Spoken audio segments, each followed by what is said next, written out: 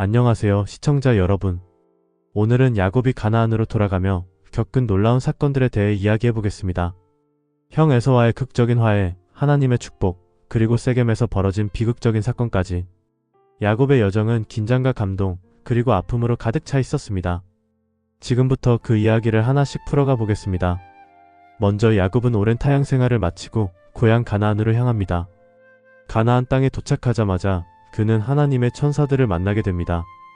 이 신비로운 만남에 감격한 야곱은 그곳을 마하나임이라 부릅니다. 하지만 곧 형 에서가 400명의 장정을 데리고 자신을 만나러 온다는 소식을 듣게 되면서 큰 두려움에 빠지죠.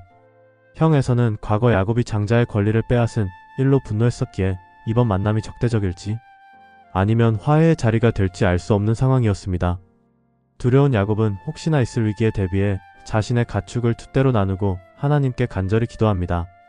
하나님, 제가 과거에 형에게 잘못한 일이 있지만 제 가족과 저를 지켜주십시오. 에서의 마음을 누그러뜨려 주시길 간구합니다. 기도를 마친 야곱은 형 에서에게 줄 예물을 준비합니다. 그는 가축과 재산 일부를 선물로 보내며 형의 분노를 달래려 합니다.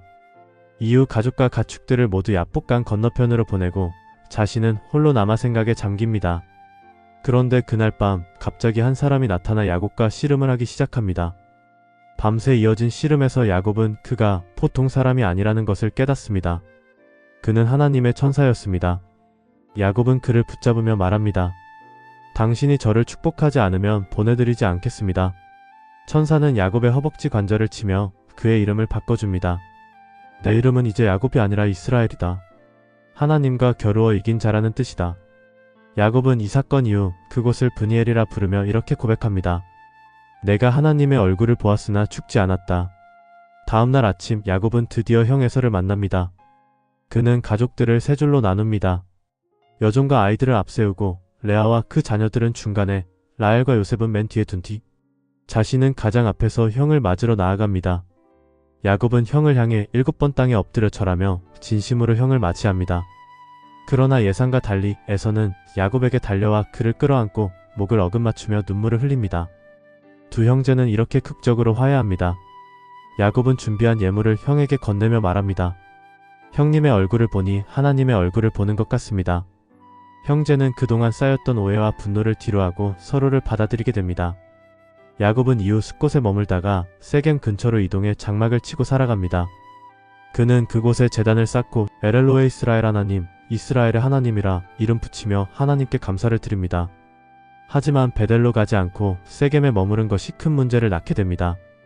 이곳에서 끔찍한 사건이 벌어집니다. 레아의 딸 디나가 세겜성 안으로 들어갔다가 히위 촉속 하몰의 아들 세겜에게 끌려가 강간을 당합니다. 디나는 세겜 성의 화려한 문화를 보고 구경하러 나갔지만 뜻밖의 비극을 겪게 된 것입니다. 이 소식을 들은 야곱은 큰 충격에 빠지고 자식들과 상의합니다. 세겜의 아버지 하몰은 디나를 며느리로 삼고 싶다며 야곱에게 통혼을 제안합니다. 이에 디나의 오빠들인 시므온과 레위는 속임수를 씁니다. 당신들이 할례를 받는다면 통혼을 허락하겠습니다. 세겜과 그의 부족은 이를 받아들여 할례를 받습니다. 그러나 할례로 인해 남자들이 고통으로 움직이지 못하던 날 시므온과 레위는 세겜성을 급습해 남자들을 모두 죽이고 디나를 데려옵니다. 다른 형제들은 그 뒤를 이어 성 안의 재산을 약탈하며 큰 혼란을 일으켰습니다.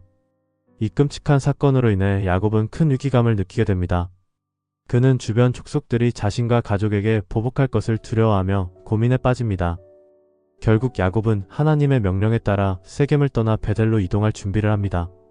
오늘 야곱의 이야기는 형제 간의 화해와 하나님의 축복, 그리고 세겜에서의 비극적인 사건들로 가득했습니다. 그의 삶은 끊임없이 도전과 은혜로 가득 찬 여정이었습니다.